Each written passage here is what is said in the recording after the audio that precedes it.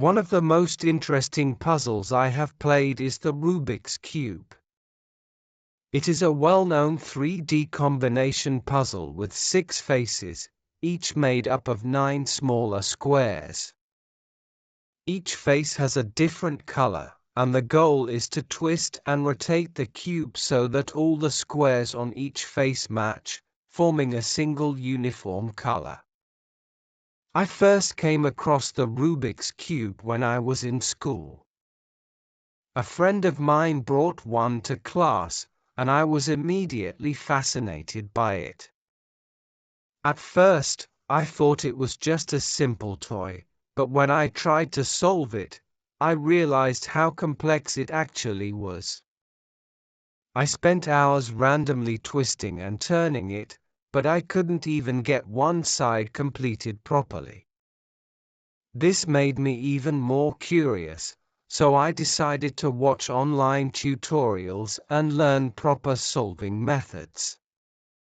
Eventually, I discovered the CFOP method, which is commonly used by professional speedcubers. This method involves solving the cube step by step, first making a cross, then solving the first 2 layers, followed by the last layer. After a lot of practice, I was finally able to solve the Rubik's Cube on my own, and that moment felt like a huge achievement.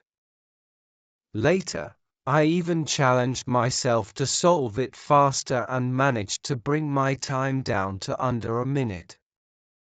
I also started experimenting with different types of cubes, such as the 2x2 cube, 4x4 cube, and even some shape-modifying puzzles like the Pyraminx and Mirror Cube.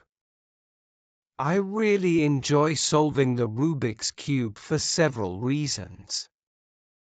Firstly, it is a great way to improve problem-solving skills and logical thinking.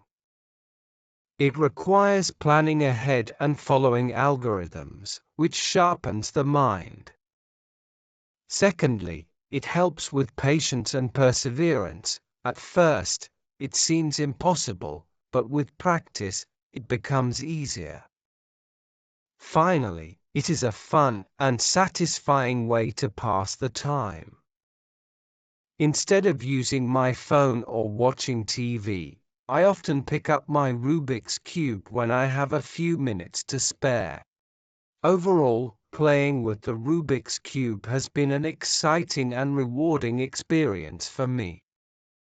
It started as a simple curiosity, but over time, it became one of my favorite brain exercises. Even now, I continue to practice and sometimes participate in friendly competitions with my friends to see who can solve it the fastest.